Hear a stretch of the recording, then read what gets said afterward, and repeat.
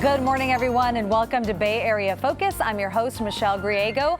Please pitch us future show ideas to facebook.com/Bay Area Focus. Well, today we'll discuss services for LGBTQ residents, innovative sports programs, and a fascinating film festival. But first, we'll learn about distinctive programs for children and adults with disabilities. Sheryl Young and Tracey Fecher from Community Gatepath join me now. Thanks for coming on the show. Thank you. Well, this has been around for 90 plus years. That's amazing in itself. We have. It's and you know, we're all about opening up doors and helping kids with special needs and disabilities reach their dreams. So today we're serving over 9,000 children and their families and professionals, and over 500,000 people visit our website, our national website, on a regular basis for information and networking purposes. And you serve about 9,000 annually. Right, we do. And you know, these are kids that maybe their parents have heard, you know, your child's never going to be able to talk, your child's never going to walk, your child will never graduate from high school. And time again, we see that these kids show that the experts are wrong. These kids, if they can get the right resources and support, can be very successful. And hope makes a big difference. Hope is huge for the parents. Tell me about some of the programs. So we have a range of programs, starting with programs for infants and children. We do a full range of therapy services. We also have inclusive preschools, so where kids with special needs go to school with typically developing kids. So some really great things happen in that preschool environment. So I walked in one day last year, and there was a young boy with Down syndrome at snack table, sitting having a therapy session, using an iPad to actually talk with his friends during snack. So we really believe in doing services in a natural environment and in a natural way.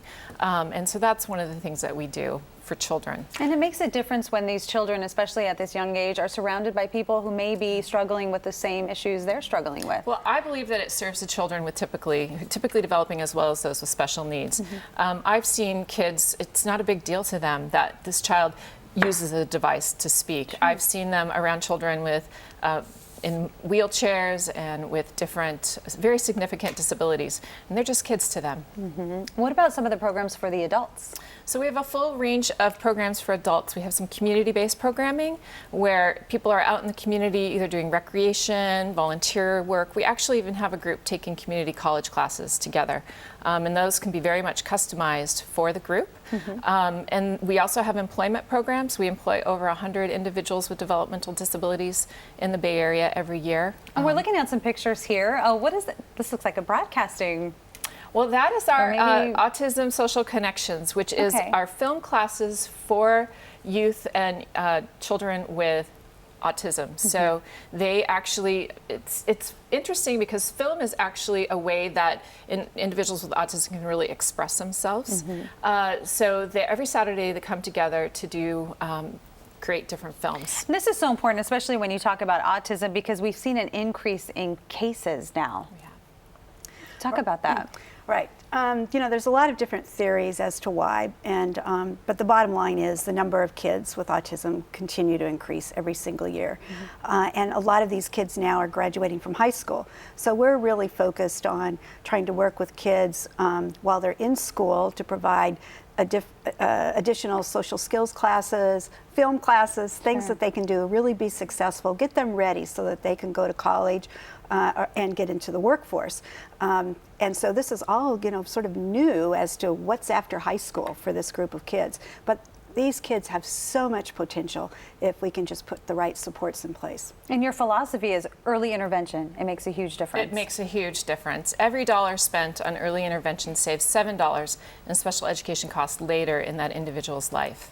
And really helping, early intervention is also about the family.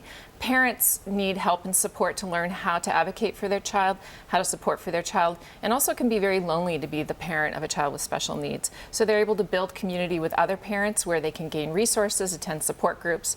We also host the San Mateo County Family Resource Center, which provides parent-to-parent support, which I think is really important. How about anyone who wants to volunteer? We have lots of opportunities to volunteer. We do have a great event coming up at the end of October, our Powers of Possibilities Luncheon. And Anthony Ianni will be speaking at that event.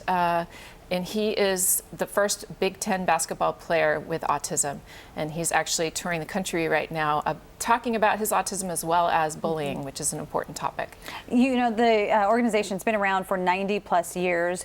You've also released recently some reports about anti-bullying and also life after high school. Tell me about that.